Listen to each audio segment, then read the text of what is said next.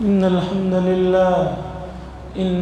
لله نحمده ونستعينه ونستغفره ونؤمن به ونتوكل عليه ونعوذ بالله من شرور أنفسنا ومن سيئات أعمالنا من يهده الله فلا مضل له ومن يضلله فلا هادي له ونشهد أن لا إله إلا الله وحده لا شريك له ونشهد أن سيدنا ونبينا ومولانا محمدا عبده ورسوله أرسله الله تعالى إلى كافة الناس بشيرا ونذيرا أما بعد فإن أصدق الحديث كتاب الله وخير الهدي هدي محمد صلى الله عليه وسلم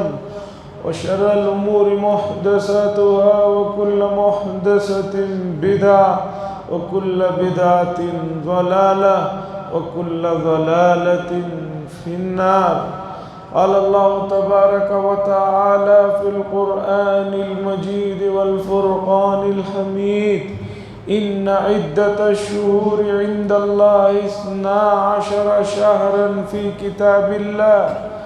كتاب الله يوم خلق السماوات والأرض منها 4 حرم ذلك الدين القيم فلا تظلموا فيهن أنفسكم إلى آخر الآية. وقال صلى الله عليه وسلم أفضل الصيام بعد شهر رمضان شهر الله المحرم أو كما قال صلی اللہ علیہ وسلم. عزیزان محترم، اس وقت ہم ماہ محرم الحرام کی پہلی جمعہ میں ہیں. 1444ویں ہجری کا یہ سال ہے، اس کا یہ پہلا مہینہ ہے اور اس کی یہ پہلی جمعہ ہے. مہینہ محترم، دن محترم، جگہ محترم، اور جس کام کے لیے نماز اور اللہ اور اس کے رسول کی باتوں کو سننے آئے ہیں یہ بھی محترم ہے. دعا فرمائے اللہ تبارک و تعالی ہماری زندگیوں میں اس طرح کی برکتیں، رحمتوں کو زیادہ سے زیادہ جمع فرمائے. حاضرین کرام، بات یہاں سے شروع کرتا ہوں. یہ تو کسی بھی کم سے کم عقل مند آدمی سے بھی آپ پوچھیں گے کہ تم جو بھی کر رہے ہو اس کا مقصد کیا ہے، تو بیوقوف آدمی بھی بتائے گا میں یہ جو کر رہا ہوں اس کا مقصد یہ ہے. گاؤں کا ہو، شہر کا ہو، جوان ہو، بوڑھا ہو، بچے ہو، مرد ہوں، عورتیں ہوں، بیوقوف کو بھی اگر آپ پاگل خانے میں پوچھئے کوئی کام وہ کر رہا ہے تو بیوقوف بھی کہے گا کہ میں یہ اس لیے کر رہا ہوں. جب بیوقوف کے پاس بھی کوئی کام کرنے کی وجہ ہے، ریزن ہے، تو عقل مند آدمی کے پاس تو بہت ریزن ہوتے ہیں. جب عقل مند آدمی کوئی کام بیکار نہیں کرتا، کوئی بھی آدمی کوئی کام بیکار نہیں کرتا، تو سوچئے چھوٹے سے چھوٹا کام کوئی آدمی بیکار فضول میں نہیں کر رہا ہے. اگرچہ غلط بھی کر رہا ہے تو اس کے ریزن بتائے گا. ایک آدمی گناہ بھی کر رہا ہے، ایک آدمی ویڈیو میں گیم بھی کھیل رہا ہے، فضول کام کر رہا ہے، وقت برباد کر رہا ہے، صحت برباد کر رہا ہے، لیکن پھر بھی اس کے پاس اس کام کو کرنے کا کوئی ریزن اور کوئی وجہ وہ بتائے گا. کچھ نہیں تو آخر میں یہی کہے گا کہ میں ٹائم پاس کر رہا ہوں. آخری جملہ لوگوں کے پاس یہ رہ جاتا ہے، نہیں تھوڑا ٹائم پاس کر رہا ہوں. تھوڑا تفریح کر رہا ہوں، تھوڑا طبیعت کو خوش کر رہا ہوں۔ جب کسی بھی آدمی کے پاس اس کے غلط کاموں کو کرنے کا بھی ریزن موجود ہے، تو اتنی بڑی کائنات کو جس خالق و مالک نے بنایا ہے، کیا اس کی کوئی وجہ نہیں ہے؟ اتنا پرفیکٹ نظام، اتنا بڑا نظام اللہ تبارک و تعالیٰ کا جو پوری دنیا میں ہزاروں سالوں سے چل رہا ہے، اور اللہ بہتر جانیں گے کہ کب تک یہ نظام اس طرح اس دنیا کا چلتا رہے گا۔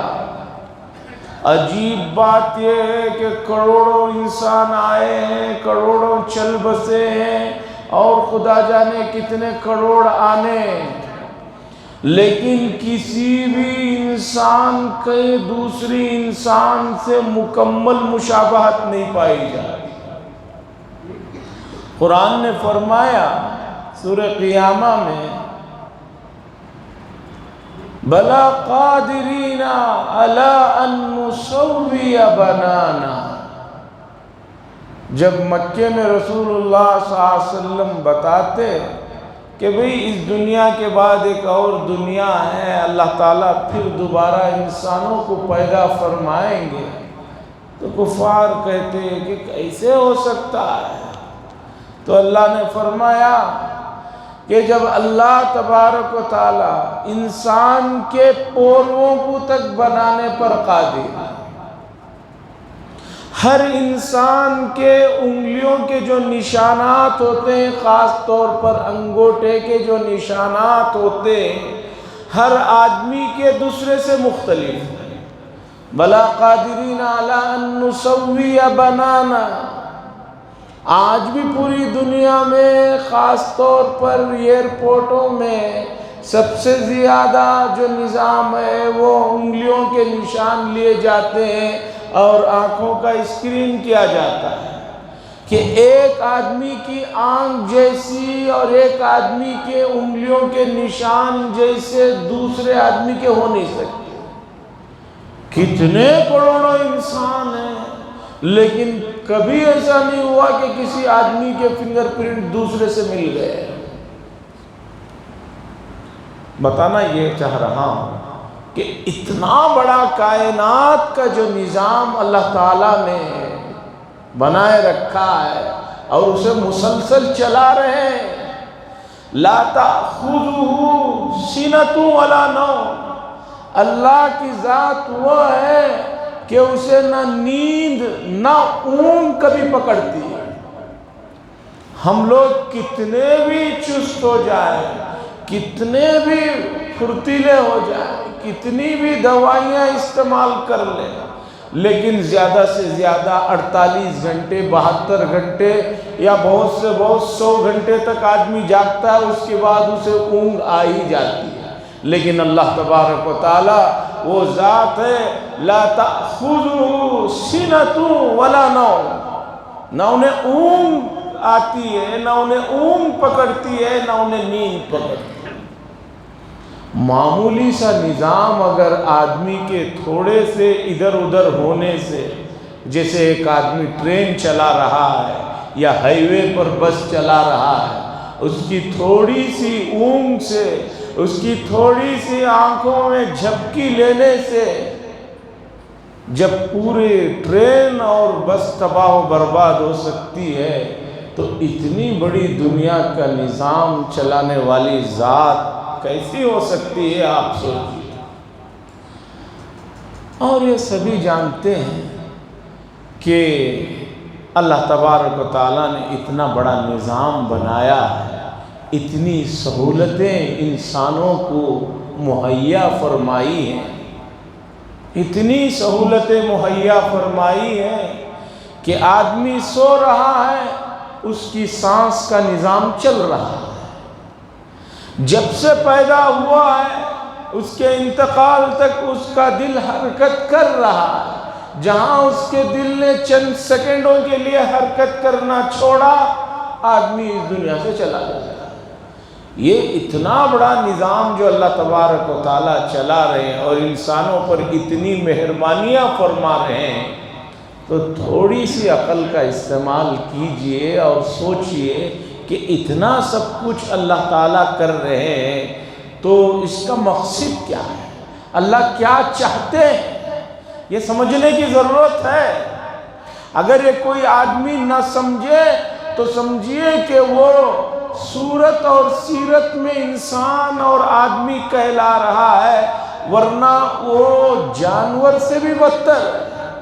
ایک جانور بھی اپنے مالک کو پہچانتا ہے اور مالک کے سامنے اپنی وفاداری کا ثبوت دیتے ہوئے کوئی جانور دم ہلاتا ہے، کوئی جانور چہرہ جو ہے منڈی ہلاتا ہے، زبان نکالتا ہے، پیروں کو اٹھاتا ہے، ہر جانور جو اس کے پاس وفاداری کا ثبوت دینے کے لیے وہ کر سکتا ہے کرتا ہے۔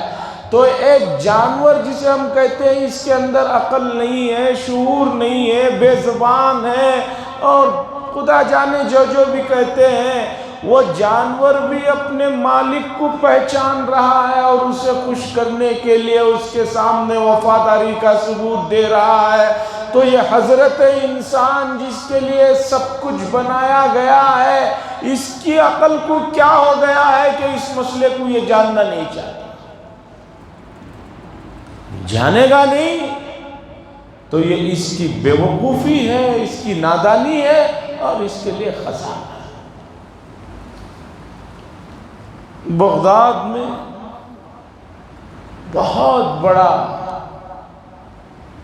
ایک ادارہ تھا، اور گزرے ہوئے زمانوں میں جیسے آج لوگ اعلیٰ تعلیم حاصل کرنے کے لیے امریکہ اور یورپ کے ملکوں میں جاتے ہیں، ایک زمانہ ایسا رہا 5 صدی ہجری تک کہ دنیا کے کونے کونے سے لوگ عراق بغداد میں آتے تھے تعلیم حاصل کرنے۔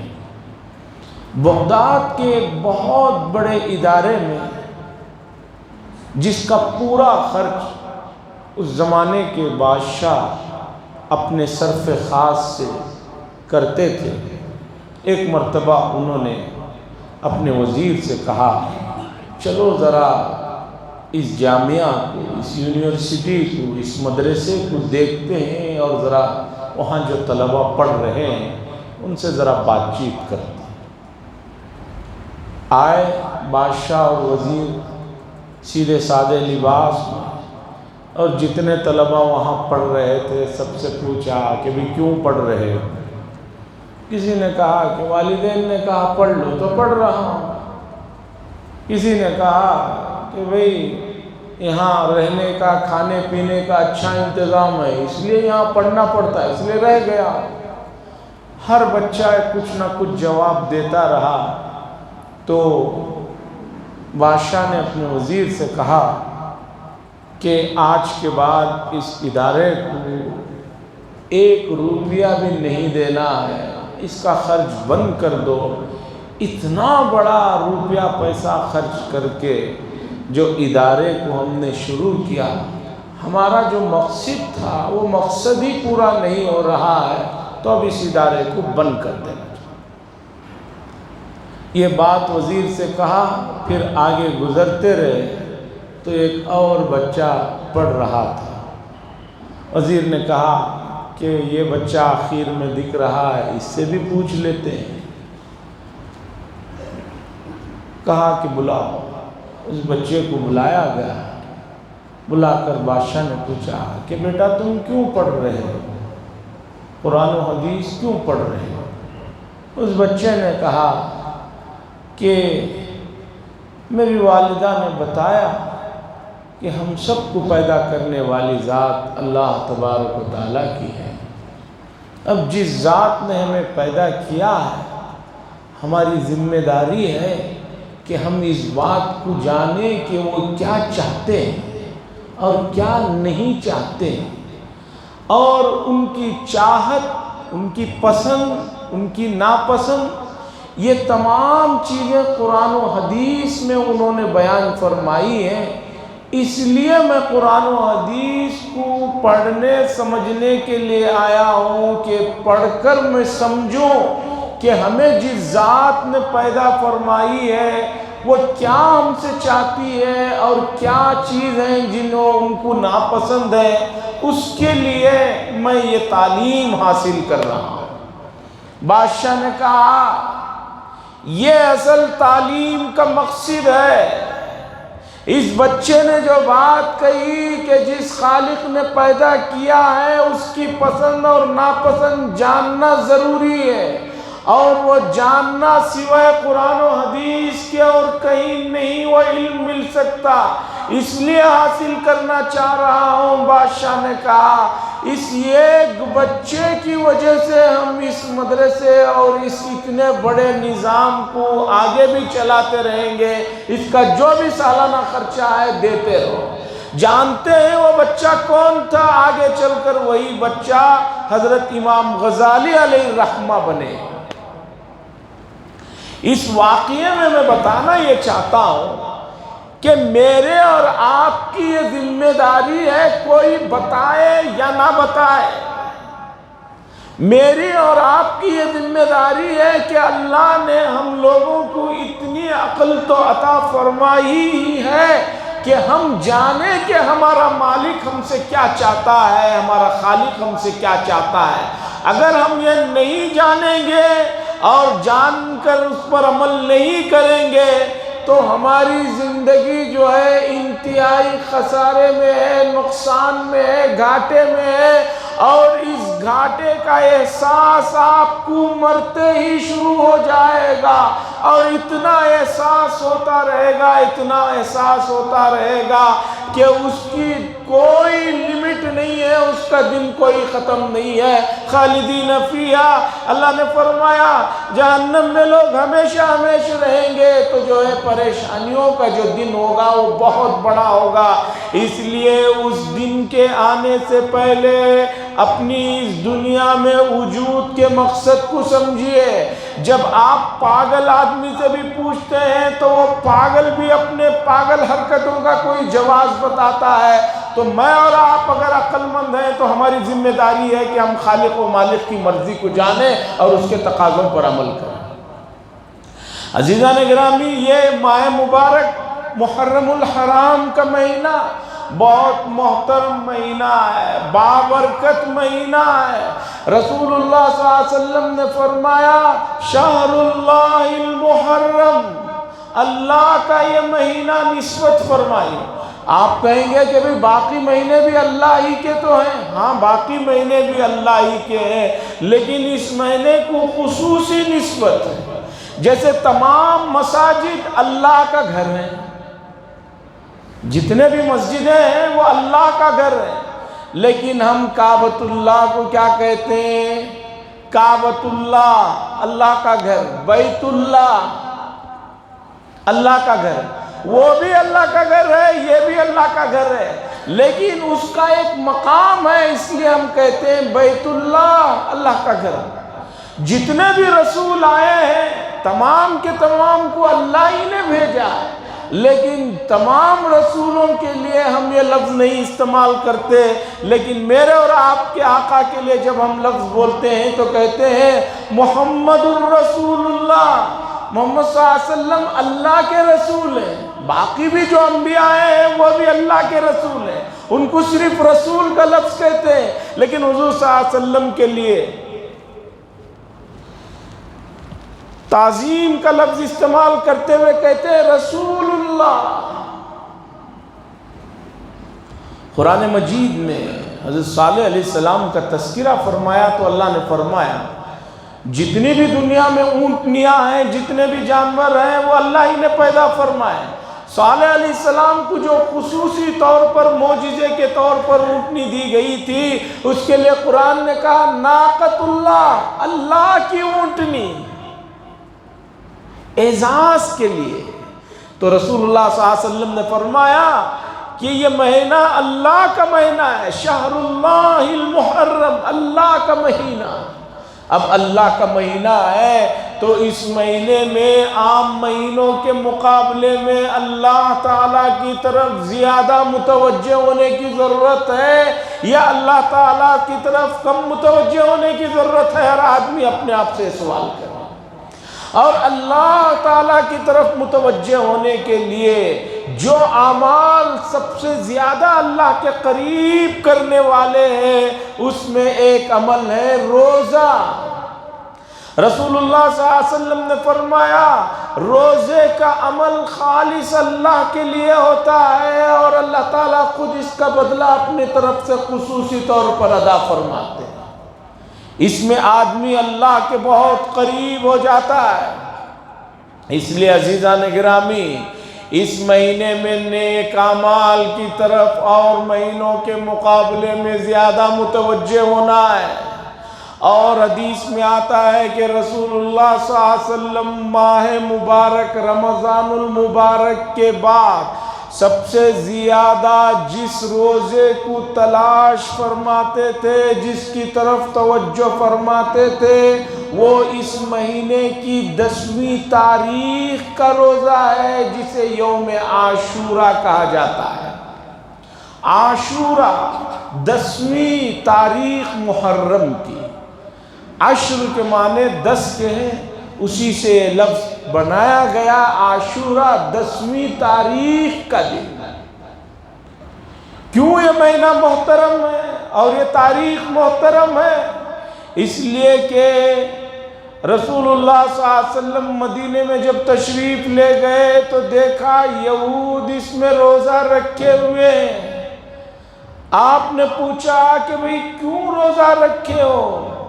انہوں نے کہا کہ یہ 10ویں تاریخ محرم کی وہ تاریخ ہے کہ اس میں اللہ تعالیٰ نے موسیٰ علیہ السلام کو اپنی قوم کے ساتھ فرعون اور اس کے لشکر سے نجات عطا فرمائی، فرعون اور اس کے لشکر کو جو ہے سمندر میں غرق فرمایا اور ہمیں نجات عطا فرمایا۔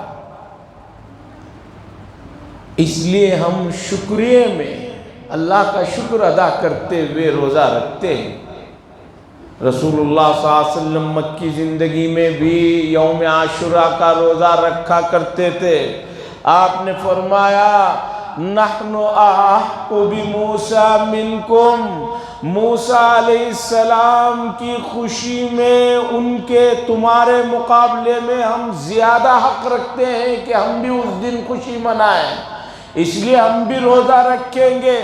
لیکن مشابہت سے بچنے کے لیے اللہ کے نبی صلی اللہ علیہ وسلم نے فرمایا کہ ایک دن پہلے روزہ رکھ لو یا ایک دن بعد میں روزہ رکھ لو، 10 کے ساتھ یا پہلے 9ویں تاریخ کو ملا لو یا 11ویں تاریخ کو ملا لو، اس لیے کہ ہمیں مشابہت سے بچنا ہے۔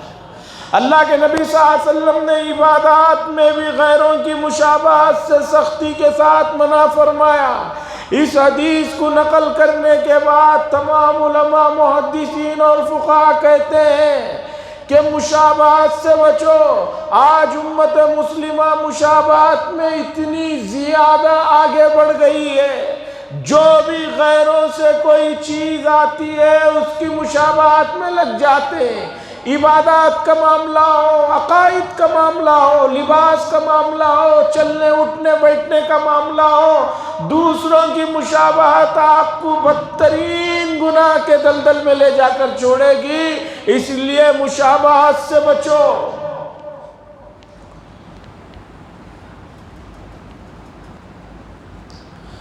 عزیزان گرامی، رسول اللہ صلی اللہ علیہ وسلم نے امت محمدیہ کو خصوصاً اور پوری انسانیت کو بھی عموماً یہ بات بتائی کہ لوگوں تمہیں جو دنیا میں بھیجا گیا ہے اس کا مقصد کیا ہے اور اللہ تم سے کیا چاہتے ہیں، اور اسے پیغام کی شکل میں قرآن اور حدیث آپ نے ہمارے سامنے چھوڑا۔ آج قرآن و حدیث کی طرف کوئی توجہ نہیں کرتا ہے، بلکہ قرآن و حدیث پڑھنے والوں کا مقام و مرتبہ بھی جو ہے دن بدن گرتا جا رہا ہے، گرا دیا جا رہا ہے۔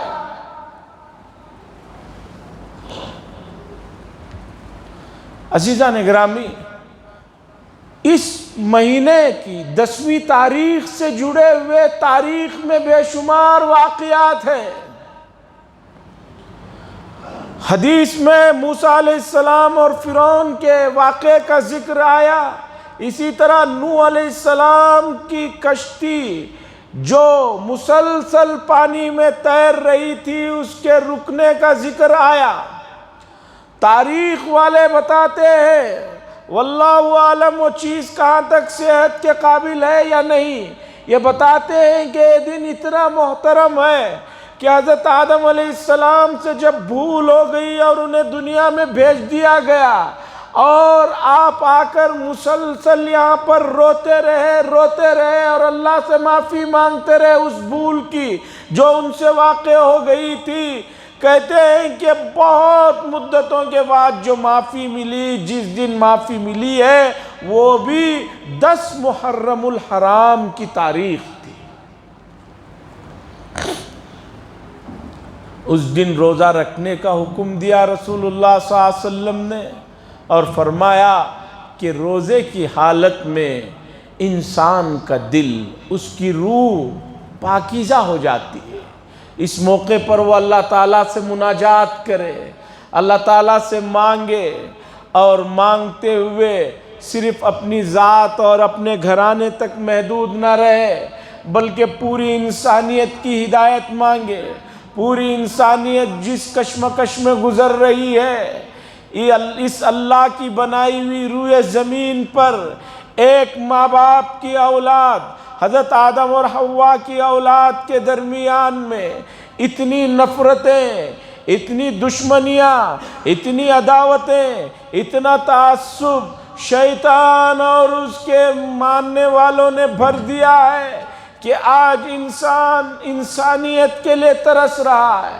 آج انسانوں میں جو ایک ماں باپ کے بنے ہوئے ہیں اتنی ساری جو ہے حد بندیاں آ گئی ہیں کہ ایک حد ختم ہوتی ہے ایک دوسری حد شروع ہو جاتی ہے، ایک بات ختم ہوئی کوئی تیسری بات شروع ہو جاتی۔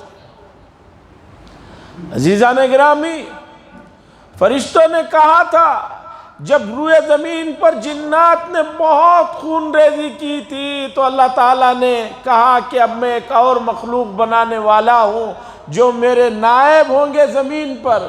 فرشتوں نے کہا جنات نے اتنا ہنگامہ کیا ہے تو یہ مخلوق بھی وہی کرے گی، لیکن اللہ نے فرمایا میں وہ جانتا ہوں جو تم نہیں جانتے۔ پھر اللہ نے انسانوں کے سلسلے کو پیدا فرمایا۔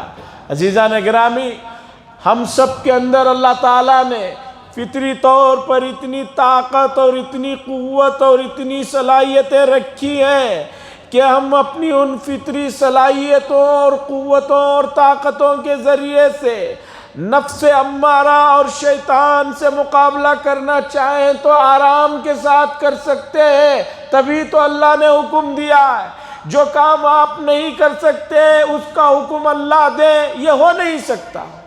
یہ تو بیکار سی بات ہو گئی۔ ایک گاڑی 50 کلو کا وزن اٹھا سکتی ہے، آپ اس میں 200 کلو کا وزن اٹھانا چاہیں گے تو گاڑی تو خراب ہو جائے گی۔ اسی طرح اللہ نے انسان کو اتنی صلاحیتیں دی ہیں کہ وہ ان صلاحیتوں کے ذریعے سے نفس امارہ اور شیطان کا مقابلہ کر سکے، لیکن انسان اپنے مقام کو، اپنی حیثیت کو، اپنے دنیا میں آنے کے مقصد کو بھول گیا ہے۔ اس مقصد کو یاد کیجئے۔ جیسے محرم الحرام کا یہ مہینہ شروع ہوا، بہت جلد آنے والا سال بھی شروع ہو جائے گا، لیکن آپ یاد رکھیے آپ کی زندگی کا بہت وقت گزر چکا ہے۔ کسی کے پاس کتنا وقت ہے کوئی نہیں کہہ سکتا، اس لیے اعمال کی طرف اور اللہ کی رضا اور اس کی پسند کی طرف لگے رہیے۔ تو آنے والا جو منگل کا دن ہے وہ یوم عاشورہ 10ویں محرم کا دن ہے، 10ویں تاریخ ہے، انگریزی کی 9 تاریخ، اور یہ 10ویں تاریخ رہے گی۔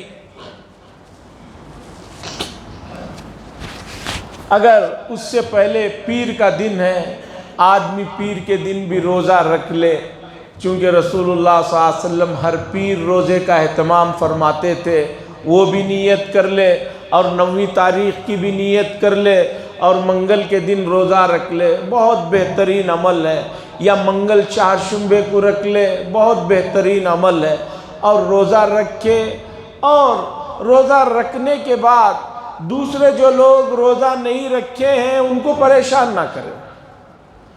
بعض لوگ روزہ رکھ لیتے ہیں، نفل روزے رکھ لیتے ہیں، تو دوسروں کو پریشان کرتے ہیں۔ بھئی اجازت ہے، رکھنا چاہیں رکھیں، نہ رکھیں گے کوئی بات نہیں، لیکن آپ کوئی عمل کر کے دوسروں کو پریشان کریں، اس کی اجازت نہیں۔ دوسری بات، ان ایام میں اس کے علاوہ روزہ، عبادت، تلاوت، دعا، ذکر و اذکار کے علاوہ اور کوئی چیزیں جو اسپیشل طور پر قرآن و حدیث میں آئی ہوں، ایسا نہیں ہے۔ لوگ سمجھتے ہیں کہ 10 محرم کی تاریخ کو فلاں مخصوص دعا پڑھ لیں گے، 1 سال کا بیمہ ہو جائے گا۔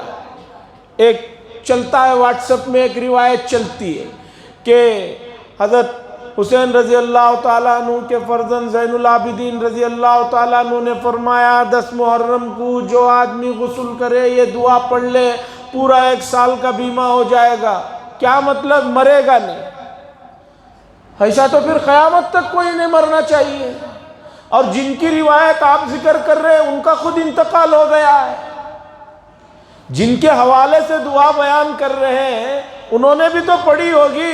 جب انہوں نے پڑھی ہے تو ان کا انتقال کیسے ہوا؟ ان کا تو انتقال ہی نہیں ہونا چاہیے۔ اس دعا کا اثر یہ ہے کہ آدمی 1 سال تک نہیں مرے گا۔ یہ نفس نے دھوکہ دیا ہے، جب میں 1 سال تک نہیں مروں گا تو مجھے نماز روزے کی کیا ضرورت ہے، جم کر گناہ کروں، جم کر نافرمانی کروں۔ حاضرین، ایسی کوئی چیز نہیں ہے، اس کی طرف اور بھی توجہ دلانا ہے۔ اور آج ایک خاص چیز کی طرف توجہ دلانا ہے، بالکل آخر 1-2 منٹ میں دلاتا ہوں۔ حضرت امیر شریعت کی طرف سے، کرناٹک حضرت امیر شریعت کی طرف سے یہ اعلان آیا ہے کہ بہت جلد الیکشن کا موسم آنے والا ہے، مقامی صوبائی الیکشن کا، اور 17 سال کی عمر جن کی ہو چکی ہے ان کے لیے بھی ووٹر لسٹ میں نام جمانے کا جو ہے آرڈر ملا ہے۔ تو ہم سب لوگ اپنے بچے جن کی عمر 17 سال ہو چکی ہے، ووٹر آئی ڈی بنانے کی فکر کریں، اور جو کوئی جگہ بدل گئی ہے، مقام بدل گیا ہے، نام میں کچھ کمی بیشی ہے، تو وہ تمام چیزیں کر کے پہلے سے ووٹر آئی ڈی جو ہے لسٹ میں دیکھ کر نام تیار کر کے رکھ لیں، نہیں تو جو ہے پھر عین موقع پر کچھ نہیں ہوگا۔ آپ کی اپنی طاقت، حیثیت اور قوت منانے کے لیے یہ بڑی اہم چیز ہے۔ اس لیے آدمی یہ صرف ملکی نہیں، دینی اور ملی بھی فریضہ ہے، اس کی طرف توجہ دینے کی ضرورت ہے۔ دوسری چیز، حضرت امیر شریعت نے یہ بتایا کہ بھئی اس بار جو یوم آزادی ہونے جا رہا ہے، یہ 75 سال والی یوم آزادی کا جشن ہونے جا رہا ہے۔ اس آزادی کے لیے بہت سے لوگوں نے اپنی جانوں کا نذرانہ پیش کیا ہے، اور خاص طور پر امت مسلمہ کے علماء کی جو قربانیاں ہیں اس کی تو کوئی حد و انتہا نہیں ہے۔ تو اس لیے اس آزادی میں اتنا سارا سب کچھ بہانے کے بعد ملا ہے، اور برادران وطن شکایت کرتے ہیں کہ آزادی کے جوش و خروش اور خوشی میں امت مسلمہ شریک نہیں ہوتی۔ اس لیے ایسا نہ کرے، اس لیے کہ بڑی محنتوں سے، مشقتوں سے آزادی ملی ہے، اس کی خوشی میں ہمیں خوش ہونا یہ ہمارا ملی اور دینی فریضہ ہے، اس کی طرف بھی توجہ دیں۔ چونکہ آزادی کی پہلے تاریخ سے پہلے اور ایک جمعہ انشاءاللہ اس موقع پر تفصیل سے بات ہوگی۔ اللہ سے دعا فرمائے اللہ تبارک و تعالی دین کی صحیح سمجھ اور توفیق اور اس کے تقاضوں پر عمل کرنے کی توفیق نصیب فرمائے۔ وآخر دعوانا الحمدللہ رب العالمین۔